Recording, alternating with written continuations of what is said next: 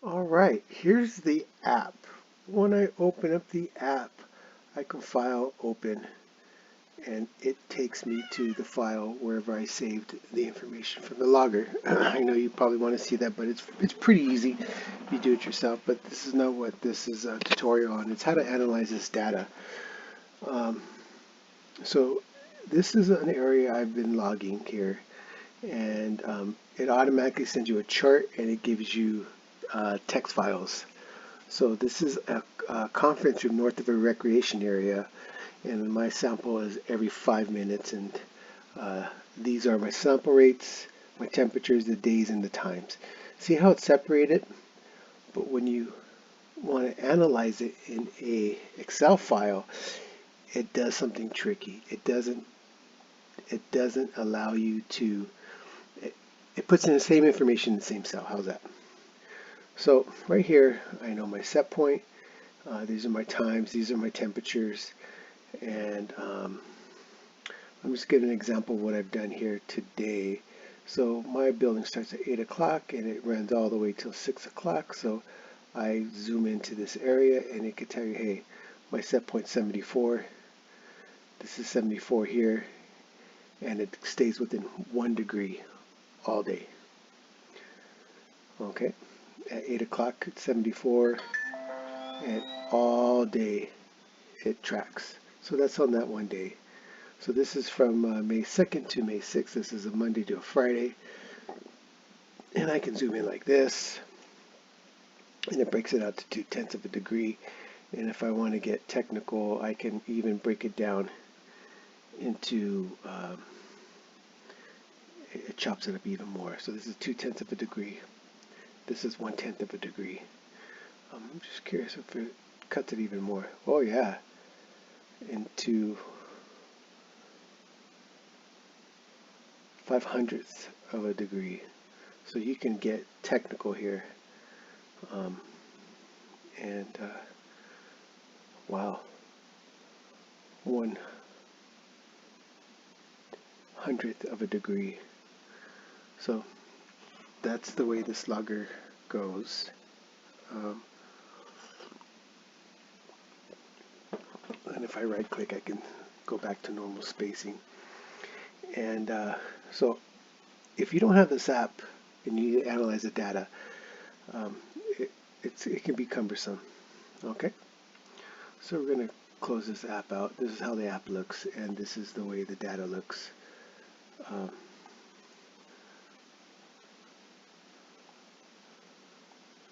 right here, you can save it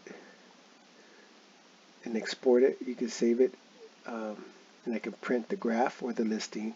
I can export it as a text file or an Excel file, and that's what I do because I want to minimize the information I'm looking at here. Okay, so I got this Excel file, and when you download it, it goes into a CVS file. And this is the way it looks. Every time you download, no matter what, it all looks the same. This, this sample is going to be in A10. This temp is going to be in B10. It's going to be the same exact thing. So that's pretty interesting to know. The information down in the time, this is where it gets interesting, where it has both date and time in this one cell. And the way it shows it is just like that. Even if I center it, that's just the way it does it. And this is where it's interesting. So we're going to create a pivot table. I don't know if this is a tutorial on a pivot table or not, but this is me trying to analyze this data. I got over 1,000 samples every 5 minutes intervals. Actually over 1,200 samples, and to be exact, 1,218 samples. And it's just too much to look at. So the first thing we're going to do here is I'm going to file and I'm going to save as, okay? And I'm going to save it as a rename it, and I'm going to just put audit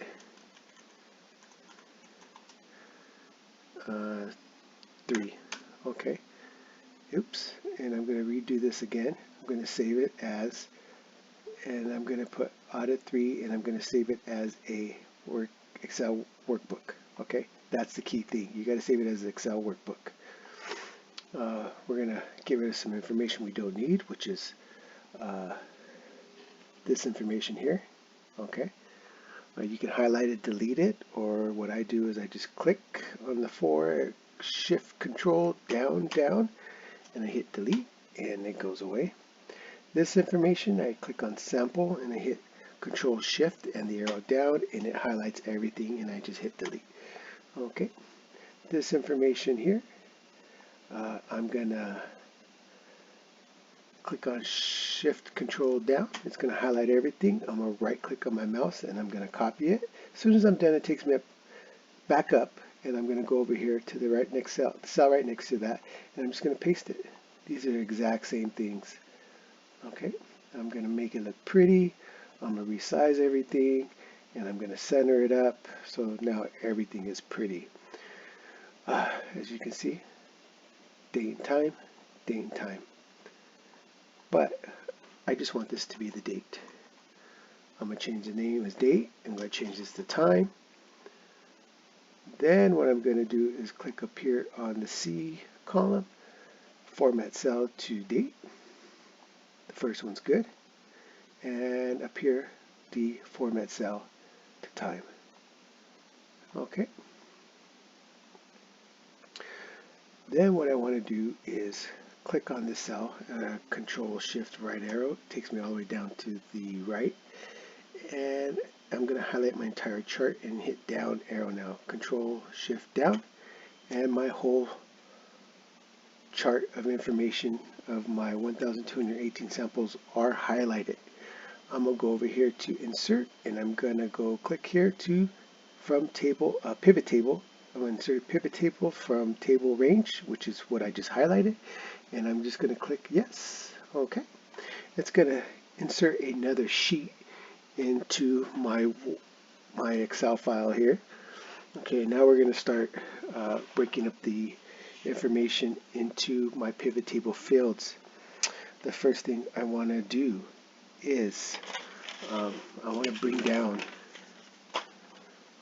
my time to my row column, and I only want days and time, so I'm going to highlight hours, drag it back up, so now I just have days and time.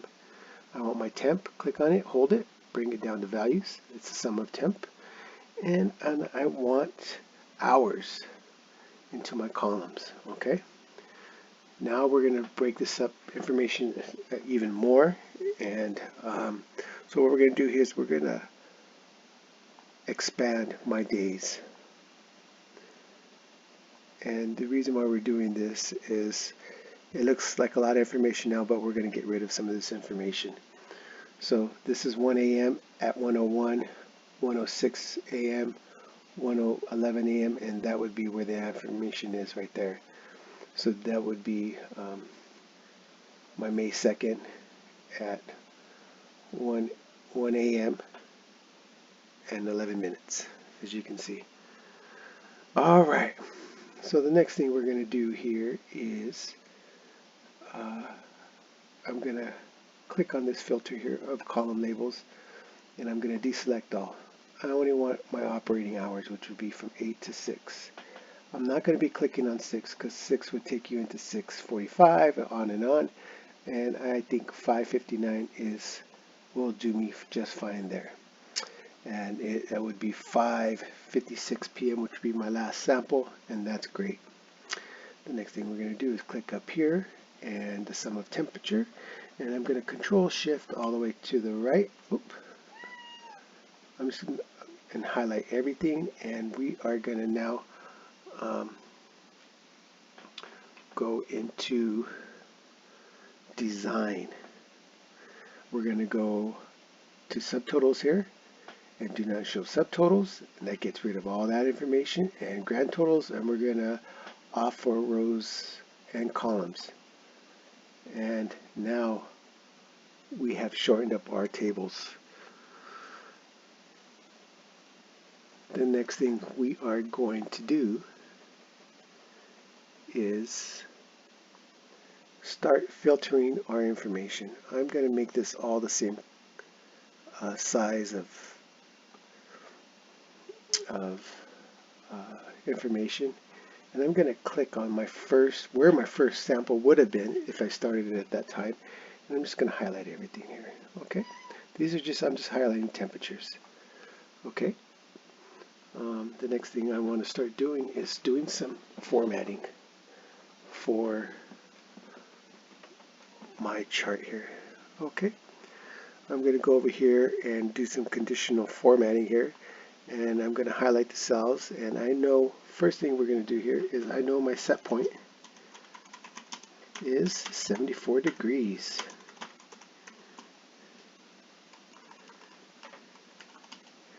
And then I know I pulled my loggers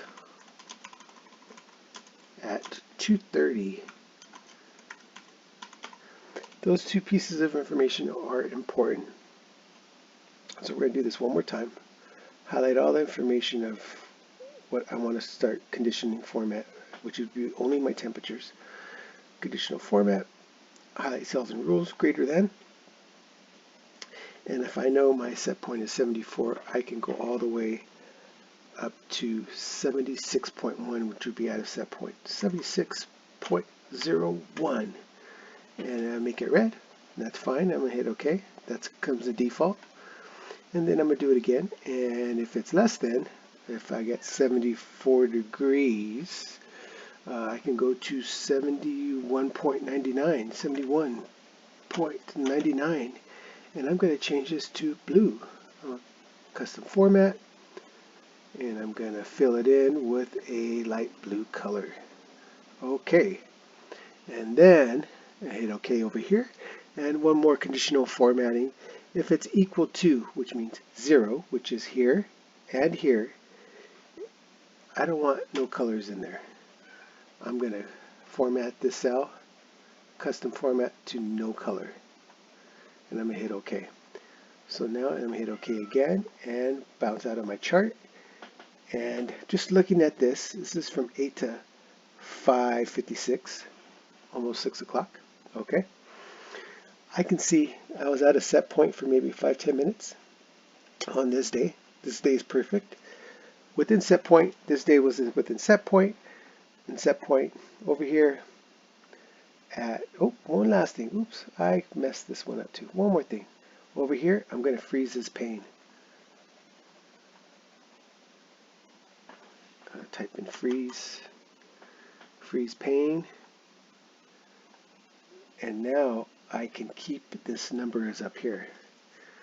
So at 8:01, my AC unit just started. So we're 5 minutes or so not in sample. And at the day when at 2:30, I said I pulled my loggers out.